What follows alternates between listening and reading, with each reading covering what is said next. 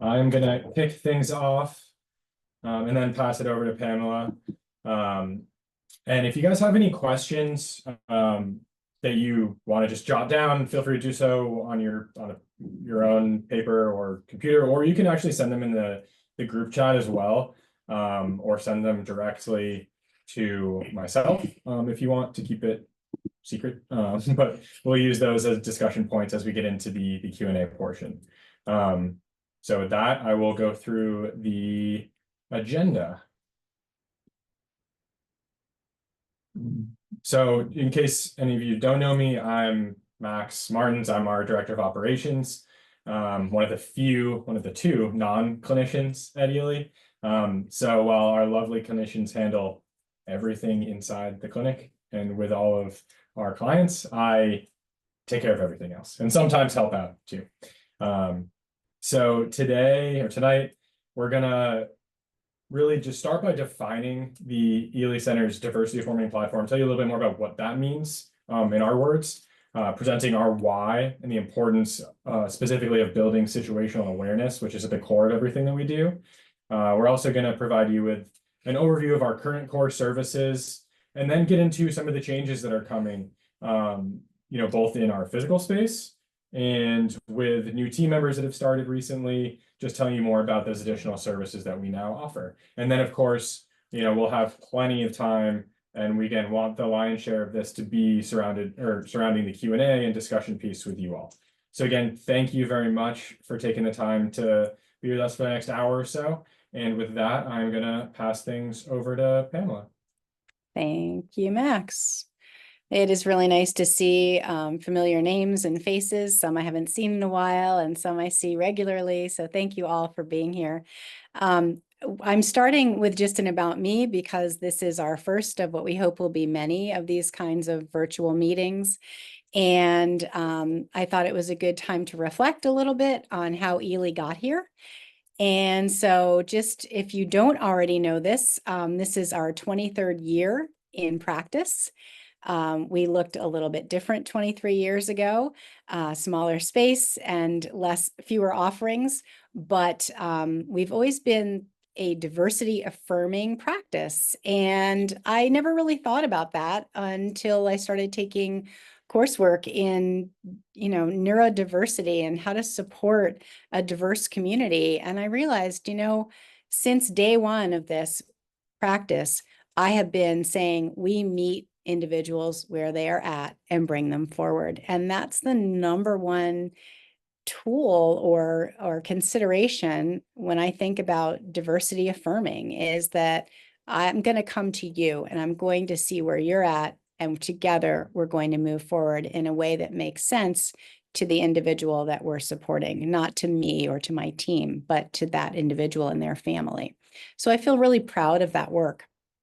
I have been a school-based SLP, speech language pathologist, at the elementary and middle school levels. I have been a certified hippotherapist, which is a therapeutic riding instructor.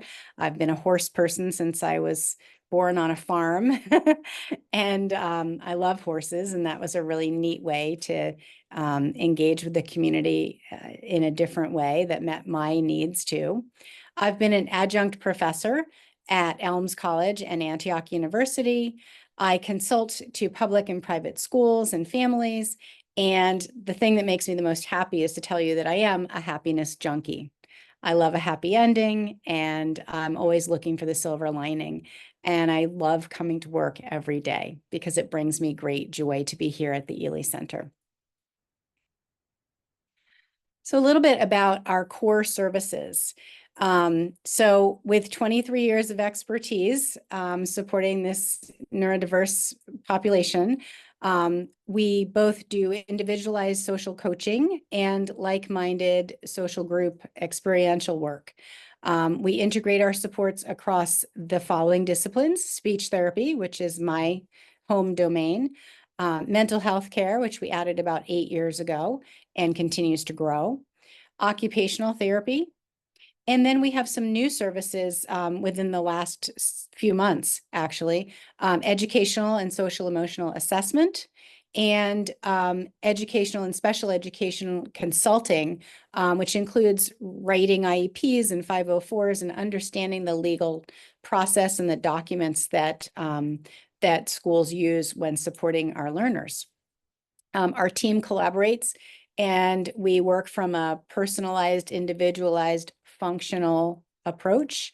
And we work with our clients to foster that therapeutic relationship and set goals with the client individually, but also as a team within our small community here at Ely.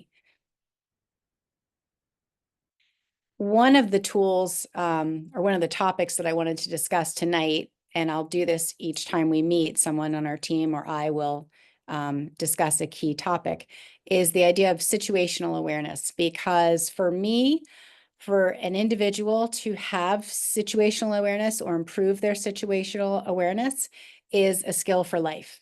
And so every one of us develops this skill at differing levels. And situational awareness is supported by one's ability to take the perspective of others, but also how they perceive situations and understand from a perceptual view. So 3 tools for engaging one's situational awareness, just for your toolkit. And these are all the basic tools that we would share with our students in one-on-one and group settings. And I think very confidently can say that there isn't a student who comes to Ely who isn't learning about situational awareness from the moment they walk into the door downstairs and come up those stairs until they walk in into our waiting area. So the first tool is a tool called Stop, Wait, Think, Do. And it's a strategy that we teach in order for individuals to gain awareness of their own self-talk. So we teach our clients to do each of those individual actions in order to better perceive the situation around them and make the best choice for them in that moment. So stop, wait, think, do. The second tool is called Read the Room. And if you are a parent of an individual or the individual themselves who have struggled with situational awareness, you have probably used that phrase a number of times because it is the crux of social cognitive development, is the ability to read the room, to walk into a space, figure out what's going on, and then figure out, how do I fit in? We do it, all of us, every day, all day.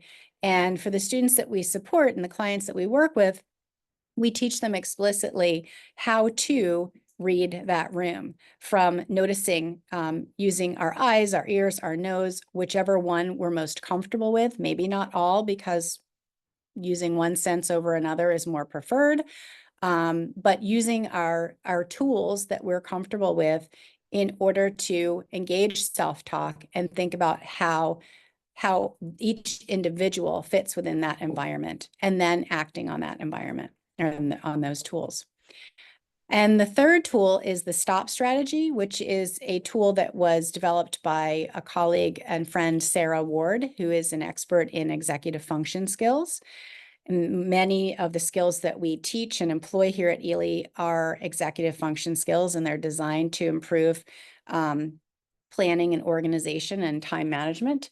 And the STOP strategy is the one that comes to mind first and foremost. So we use it quite a bit here. And it's teaching the individual to consider the space, time, objects, people, STOP, of any situation. So we would explicitly teach each of those 4 words and what about them makes assessing the situation unique, and help the learner determine which of those is their preference, which of those is important to the situation, or maybe all of them are important. The overarching tool here is self-advocacy. So the first thing that we would explicitly talk about is, who are the people that you can go to for support if we don't have these skills yet, because everyone's starting in a different place. And so until we get to proficiency, and it is a marathon, not a sprint, we need to know who our people are that we can ask, am I doing this, the way that I'm supposed to be doing it, or am I doing this in a way that makes sense, or how can I do this action? How can I understand this space in a way that makes sense? So asking for help is that overarching self-advocacy and the primary tool. So a little bit about situational awareness. So our Ely team is made up of business and operations, Max being one of those folks in that department. We have 5 speech and language pathologists, 1 occupational therapist, 3 mental health counselors, and 1 licensed educational psychologist. On top of that, we also have our furry friends, Stella and Charlie, who are probably the reason that most of our clients walk through the door. They are well loved every day and go home exhausted, and we are thankful for that. So Ely has grown over the years. It started with me and our occupational therapist and 1 other consultant. And now, just in the last 3 months, we've added 3 more individuals to our to our team. So we have Erin Janaszak, who's a speech and language pathologist, and her special interest is really transition-aged individuals. So clients who are sort of late high school and beyond. She's really interested in and works well with the young adult population who are just needing coaching and an opportunity to work one-on-one or in a small group with like-minded peers. Kate Barkley is our licensed educational psychologist. Kate wears many hats. She's able to assess students, so we have the capacity to assess and write reports on our students as to how they're doing. And she also can do some mental health work as well. And I'll talk a little bit more about that in the next slide. And Shannon Leavenworth is a new pre-licensed mental health counselor, and she has joined us in the recent months as well. And so when we say we have space to grow, these are just some of the staff that are able to take on new growth, as well as our traditional staff. New services. We're excited to share that we are expanding in early 2025. We've negotiated to take over the space next door to our current space.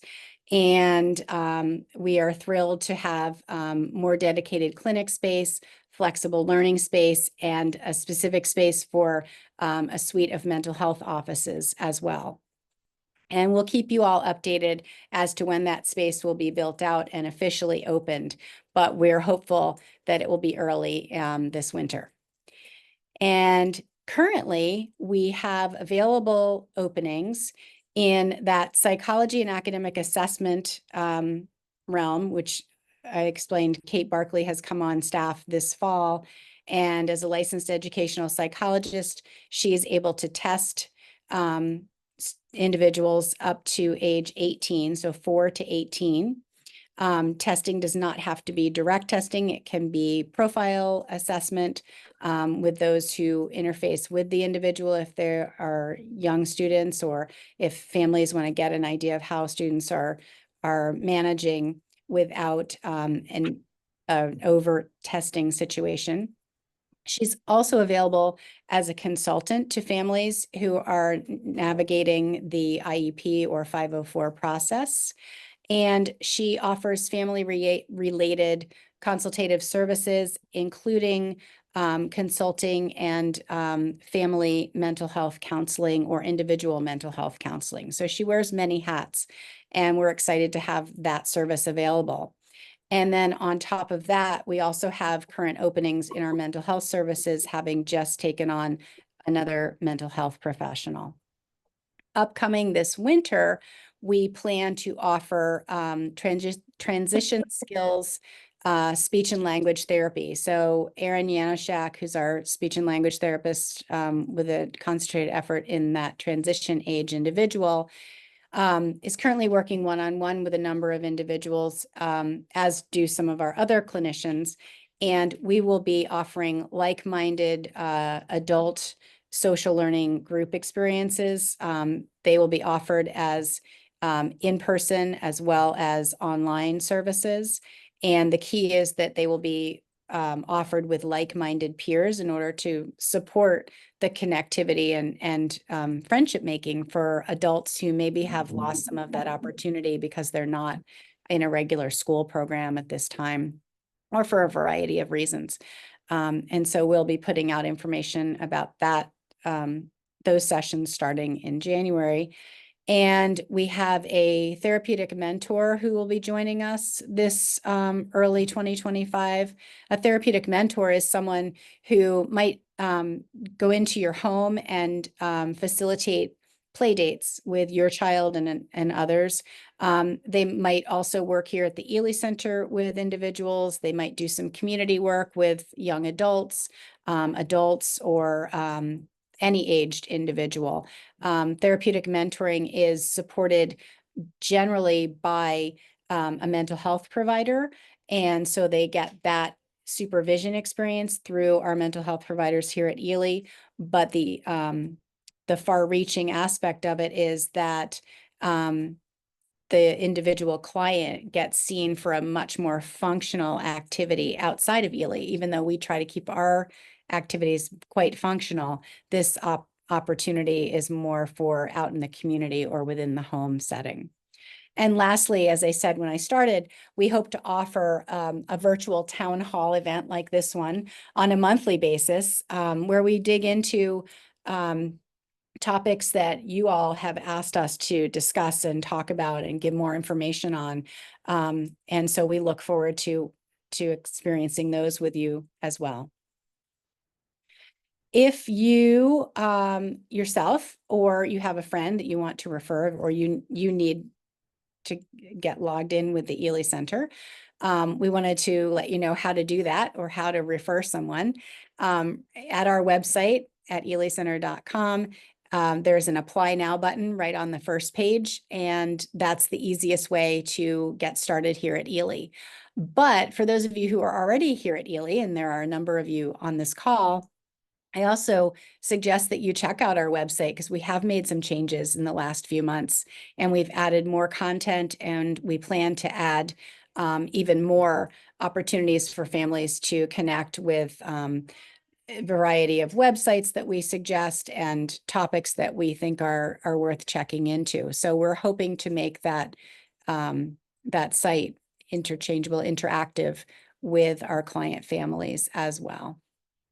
And then lastly, if you have specific questions, you can always contact Max at elycenter.com, or Kate Owens, who is our administrative executive assistant at office@elycenter.com. And they're both really happy to answer any questions that I may have left unanswered after this evening. So that brings us to the Q&A, and I would love to hear either in the chat or from you by unmuting what questions you have tonight and how I can support you.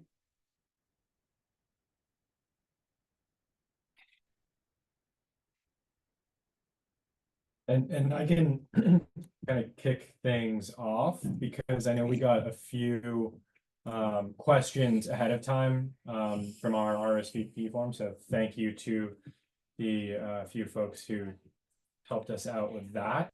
And one of them was, around looking for more information regarding elementary school age students with ADHD and anxiety who present with emotional dysregulation and low frustration tolerance. What services may be available to that type of student and family dealing with those types of challenges? So I'll start with that one, Pamela, and what you think is best there. Sure. So when a student comes in, typically they meet with me, and I have been really happy to be the sole intake provider at the Ely Center for all these years. It's been, I think, a great way for me to triage new students into the the right space for them and their families. And one of the things that I determine in reading the information in the case history, but also reading evaluations and talking with the individual and their family members, is that though we try for the least restrictive setting at first, sometimes we could start with an occupational therapy session or a social learning group, or even a one-on-one session if the student is feeling a little bit less sure that they are ready to join something here at Ely. So it's a very fluid situation right up through that intake half hour where we're sitting chatting. And sometimes for a learner, depending on their needs, but for most learners, it just requires an opportunity to listen to what they're saying. If a student is diagnosed with ADHD, for example, as this question is asking about, then I want to dig in a little deeper and find out, do they have sources for regulation? And if they don't yet have sources, then perhaps my OT is a good place to start, because he's able to offer many ideas on how to regulate. And with regulation comes more attention to task, and then more ability to join a group or be even comfortable thinking about joining a group. For other students, they come in and they tell me, sometimes I just can't pay attention in class because I have ADHD. So they're very well aware of their needs or their diagnosis. And they'll say, I want a space where I can practice that skill. And so it's diversified learning and an opportunity for me to guide that process based on where the family is at. We've got a couple questions about therapeutic mentoring. One, how would that look for someone who's a teen? And then building on that, again, describe what that mentoring session with a young adult or teen out in the community would look like specifically. Okay, super. Great questions. I'll say it probably will depend on the community goals and needs, but that's absolutely. So there's a lot of opportunity with therapeutic mentoring to work with the family. So it's not a secret what the therapeutic mentor is doing. Therapeutic mentors by training must have an undergraduate degree in a field related to therapy. So it could be someone with a degree in speech pathology, it could be someone with a degree in psychology, et cetera, but there has to be a 4-year degree. Our therapeutic mentor who's coming on staff this winter has a degree in psychology and is just starting the degree for licensed mental health counseling. And so as part of that experience for that person, getting involved with a clinic where they can gain experience is really helpful to their own development, but also gives back immensely to the community. Therapeutic mentors, we don't charge as much for a therapeutic mentor setting because that person isn't a full-fledged therapist yet. But as I said, they are supervised by our therapists, so they have that person behind them giving them suggestions and ideas. They've been vetted by the clinic so that we know that they make safe choices for our kids and that they're out there with some guidelines to follow as far as being supportive and engaging with students. For a high school student, I'm thinking back to other therapeutic mentor situations that we've done in the past. And for one student recently, we had a situation where the mentor would meet them at their house after school and they would walk into the town center. This student lived in Brookline. And they would go and do a series of errands, or they would go to the library and get books out for their homework or research project. So they had a dedicated activity that was engaged, the therapeutic mentor engaged with the parent, determined what the student needed, then talked with the student about that need and made a plan with the student to execute that plan. And so practicing the executive function skills and the social thinking skills along the way of executing a functional plan where that student either went to CVS and got what they needed for supplies for a project, or went to the library and took out a book, or maybe just went and had, ice cream or tea at Starbucks. It just really depends on what the needs of the student are in the moment. And often the needs start with self-esteem building. And so we want to develop a relationship and then build from there. Does anyone have any other questions since we're on the topic of the therapeutic mentor? Yeah. Anything else that they wanted to know about that? I think sounds like maybe, later in the spring, we can have another one of these open houses focused on that service. Absolutely. That kind of is going to be a plan moving forward, is make them more specified and targeted to specific offerings in terms of what we're doing. But anything else anybody wanted to ask or add there? And I would just say, as we're thinking, therapeutic mentors, at least those affiliated with Ely over the past, have worked with students from kindergarten up through college age, and certainly could do beyond that as well. It just depends on the fit with the mentor and the individual who is looking for that mentoring. So again, it's an individualized service that you would at this point, reach out to Ely if you're thinking about it, and let us know that you have an interest, because we don't have a button for that on our current apply now Yet.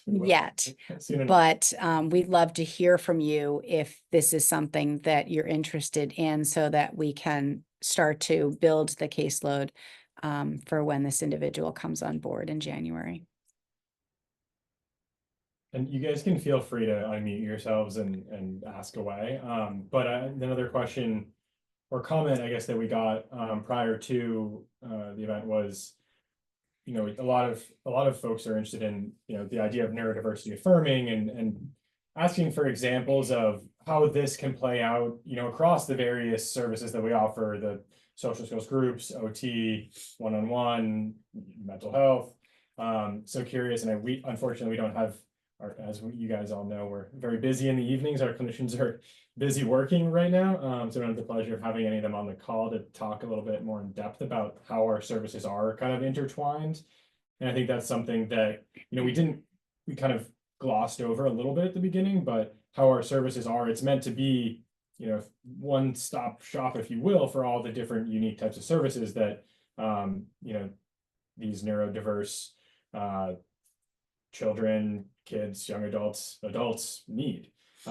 So Pamela, if you could speak to kind of the interconnectedness of our services and how that looks, that would be super helpful. Absolutely. And as I think I said earlier, the most important piece from my perspective in a therapeutic diverse environment is to meet the individual where they are at today and every day that we see them, and bring them forward based on what they need and what they're looking for and asking for. And I see this in classrooms all the time, where a student may need to stand instead of sit at their desk. I mean, that's a very simple aspect of a diverse learning situation. And most classrooms that I'm in now think nothing of a student standing at a desk versus sitting at a desk.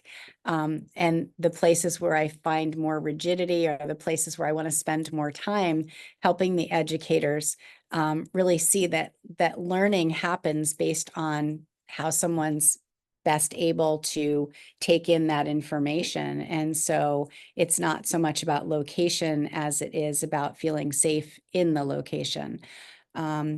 And here at Ely, we do want our students to make progress as fast as possible, but again, on their own terms. And so meeting them where they're at can also mean having conversations if they're seeing more than one provider here. So because we have occupational therapy, speech therapy, mental health, we are able to communicate amongst our disciplines, and we do so regularly, so that if one aspect of therapy is seeing something happening for a student, something, really positive, the other will be notified, so that the hope is that it's that positive aspect is transferring to the other environments as well.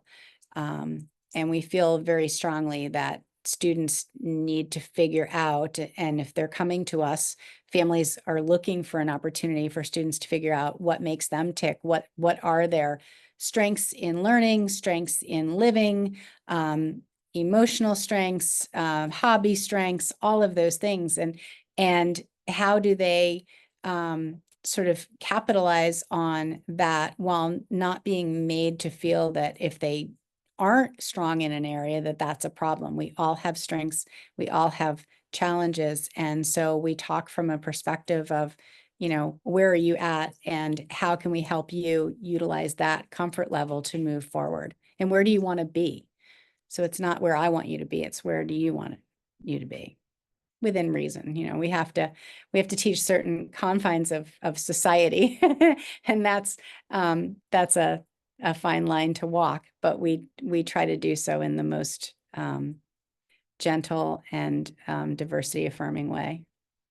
And I think just to add on there too, from this came up in discussion in our earlier session, but something that I get to witness every day is, you know I've gotten to know, or I try to get to know, as many of our clients as well as I possibly can. And I get to then watch our clinicians discuss, these clients who are seeing, maybe they're seeing someone for one-on-one speech, and then they go immediately from that to group, or from that to mental health, and they also do OT on Saturdays. So it's great to have all those services under one roof, so that our team, it's a small but very mighty team, can connect and share those moments of growth, share those challenges, and always be aligned on what the goals are, so that we're all together working towards achieving the goals that our clients and that many of you have already set out, and when you come in for your intake. So I think that's something that it's rewarding to see that, and rewarding to see and hear from many of you that I get to stand. My office happens to be right next to the waiting room, so I get to hear things and speak with many of you.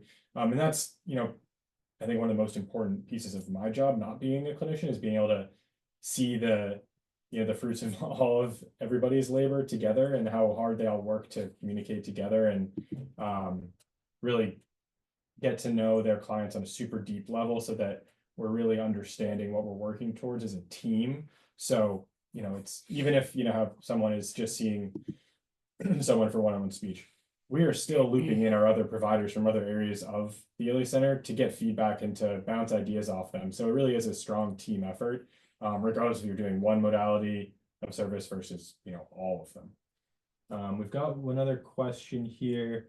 Just going to read this out loud. There's a lot of talk in the autistic community about being taught in therapeutic settings to mask, to appear neurotypical, leading to anxiety and burnout later in life.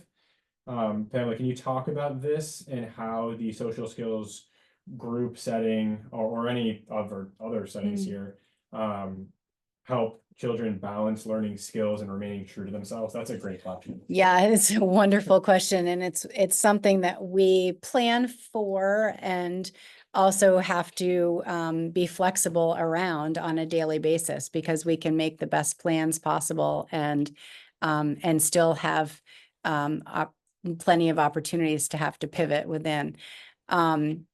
It is so true that kids feel that they have to mask, and I see this from the early learner stages, preschool settings, all the way up through adulthood. And I think we're all still learning a great deal about how to support ourselves and our learners to be who they are, to feel good about who they are. Again, one of the first questions I ask is, what do you bring to the table? And depending on the age of the individual, that question comes out in different ways. But I'm getting at, is the individual aware of what they can do? And if they aren't yet aware, then through conversation, we help them establish that awareness and learn those skills that they can talk about to feel proud of. And we talk about sort of that idea of masking from an early age of, like finding oneself and then being true to oneself is a skill for life. And so that to me helps our students sort of feel more part of the story instead of on the periphery of the story. And I think we all need to feel part of whatever story we're in. So being able to identify what one brings to the table is a really good place to start. And then helping our students understand that no one has it all together. We're all learning as we go, and we're lifelong learners. So while we may not be able to do one thing, maybe with regard to sports, I was not the kid that could climb the ropes, and I felt so jealous of my friends who could climb those ropes. And I just couldn't do it. And my educators, I remember this, they would say, you just can't do it yet. And the truth is, I still can't do it today, but that's okay. I learned to pivot in that moment. And I just realized that after, a lot of positive reinforcement that I could keep trying, that I also didn't have to keep trying to do something that wasn't going to fit who I was.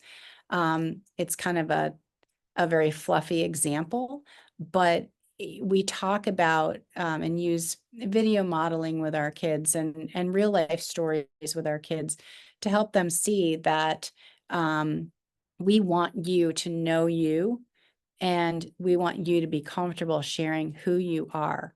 The problem that we're still seeing, and what we advocate for on a regular basis, is that not everyone in our community is as evolved as the families and the therapists here at Ely. And so that makes it a little bit trickier, because we sometimes have to do more education. And when we have those opportunities, we take them, and we take them very seriously. And I welcome those conversations, those hard conversations with educators who maybe aren't there yet, because I haven't had one yet that hasn't ended in the educator thanking me for giving them a different way of thinking and approaching kids.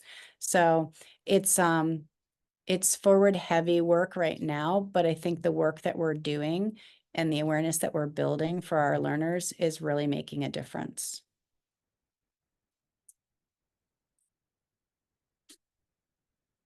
And if that didn't answer that question directly, please ask more. I'm happy to talk about it. So thank you. Great.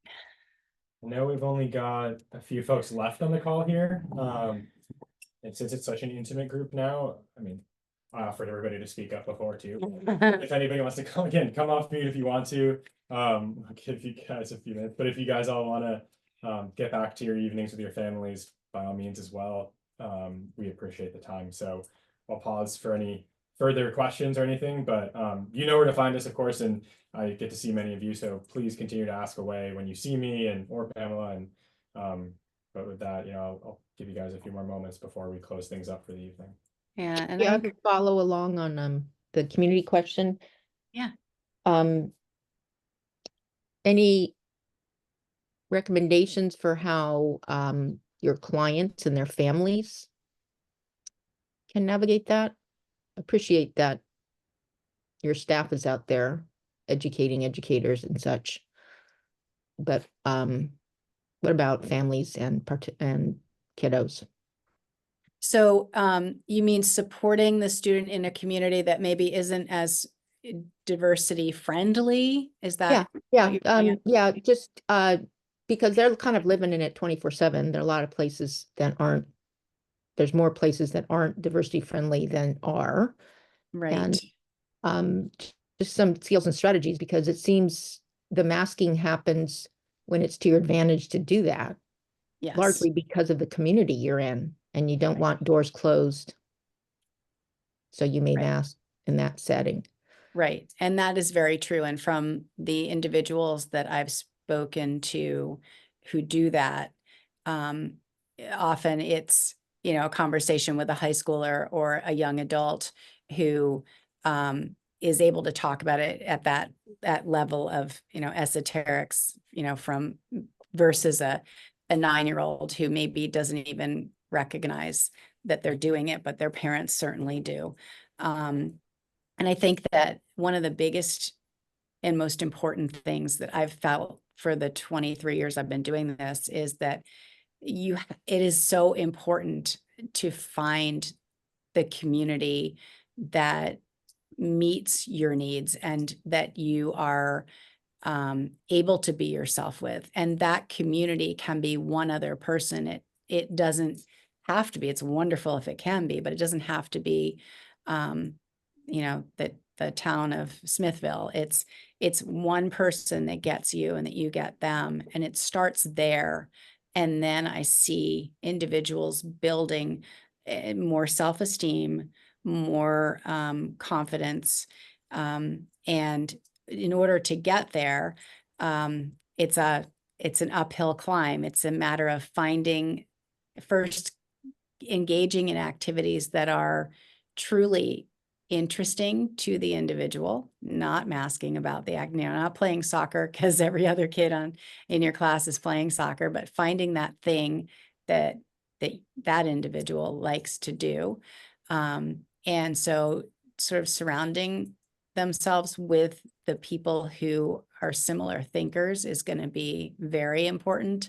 That's part of what Erin Yanushak, my speech therapist, who's going to be starting this transition work, is really going to be working on this community piece. And although some of the work will be online and some of it will be in person, the goal is to help each of the individuals who are coming into that setting to figure out what they bring to the table, and then hopefully creating like-minded peer connections, because it gets harder as we age to make those connections.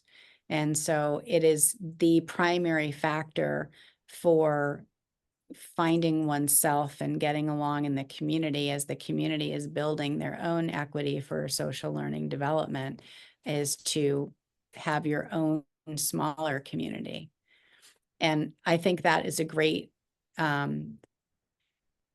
thought as we think about doing these kinds of town halls again, to be able to provide ideas from families who've gone through this, of, all of the things that they've tried in order to find that community, can be really helpful to other families who are looking for it.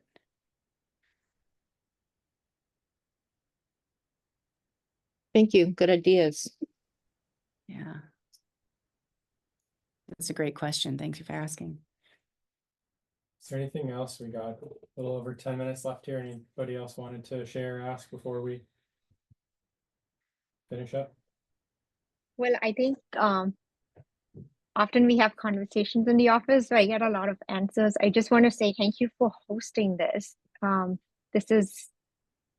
didn't enroll, to be honest, till morning, but it was on my calendar. So I knew it's coming up, so I appreciate that. And I think I learn every time I come to Ely Center, so we've benefited a lot. So just putting it out there. So Thank you for saying that. I appreciate that. Yeah. Yeah. Well, I love doing this too. I have to say, it's, I worry that, I won't say the right thing, or I won't, meet your needs. I worry just as much as everybody else. But I love that we can have these conversations, and we can reach more people in this way. So I'm looking forward to this series of talks that we're going to do. I really appreciate you all being here for this first round. Yeah. Do you anticipate these monthly? Yes, that's the plan. 4 to 6 weeks, give or take. We're gonna, from here, I think we wanted to provide a broader overview. For some client, we've had clients who've been coming here for a while, and I was hearing that they didn't know about certain offerings we've had. So we wanted to provide that lens, and then we're gonna try to get a bit more focused. So, it may be the case that, each month it may not be like, for example, January, we're going to focus on, because we're launching our summer programming, sign up and stuff mid-January. We're going to have another open house co-hosted by Pamela and one of our clinicians to talk about summer, what to expect, what we're offering, and dig a little bit deeper into that, because I know that summer planning is a beast. So we want to get ahead of that as best we can. And then from there, it's kind of getting into, services that Erin offers, that, the therapeutic mentoring that what Kate does as a licensed educational psychologist. So getting a bit more focused. But please share any and all feedback you guys have. I put mine and Kate's emails in the chat. Again, max@elycenter.com. Kate is just office@elycenter.com. We always welcome feedback on, what you'd like to see more of. And it can be anything. Please bombard me with that stuff. I love it, and we need it. And I don't need to. It doesn't have to be like glowingly positive. It could be, hey, some constructive stuff. Hey, have you thought about tweaking this or that? Bring it on. But just send it to me, not Pamela. She'll hear it. Don't worry. It helps us help you. I mean, the more suggestions you all give, the more, I mean, we take this very seriously, and if nothing else, we will take those suggestions and play around with them and hopefully get some ideas for future chats. But also, we're happy to have you reach out for your own individual questions too, because we know that it takes a village, and sometimes, you'll hang up from this call and something will come to mind. Well, please reach out to Max and Kate, because this is how we support this diverse community. Sometimes it's one question at a time, and sometimes it's the larger group, but whatever it takes, we want to do. And that's why I started doing this so many years ago. Yeah, and Audra, not really putting you on the spot, but Audra has some great feedback always, and I cherish those Monday evenings spent discussing lots of different things with Audra. So just walk up to me and tell me anything. She does it all the time, and I welcome it. And, she just give some more feedback here. Thanks, Max. Yeah. Yeah, of course. Did you see that idea? Yes. I was just getting Is that to why that, you're saying that? Yeah. the parent support group based on specific diagnosis. And I like that. I think it's, to be quite frank, it's a matter of our staffing and who has the availability to run that. But I do think that's a really good idea. We do have a parent support group currently, but it's not focused in that as specifically as that. But it's a start. So we're building on that. And I think we're really I feel like we're doing a good job hearing our clients and our client families. And, we got quite a long list of potential to-dos, but, triaging that and saying, all right, what can we do right now? What is something that we can put together that will help as many people as possible? And then, how can we evolve that over time? I think the evolution that I've seen over the past few years has been pretty immense. We've got an awesome team that we're continuing to build around, and I feel really good about that. But there's always room to grow and challenge each other, challenge myself. So, that's really good stuff, Audra, and I like that a lot. It's just, how we can do it, I think, or the timeline, I guess. It may not happen as quickly as you like, but I think, there will be opportunity for that. And yes, we will, Audra, you know where to find me, so we'll talk. Yeah, thanks to all of you for being interactive and being here. We really appreciate it. Yeah, we're grateful for you. No, you're never overwhelming. Just email away, Audra. Please. We need it. Will do. And yeah, with that, we'll let you guys go back to your families. Have a great evening. And again, please email myself and Kate. Go to Kate for anything about getting started with any services, for me for any kind of feedback and evolving our programming and the Ely Center as a whole. Again, we appreciate it and hope you have a great evening, and looking forward to seeing you all or many of you on a regular basis here at Ely. Absolutely. Thank you. Guys. Thank you. Have a good evening, Ken. Thanks, guys. Take care. See you Monday. Okay, bye.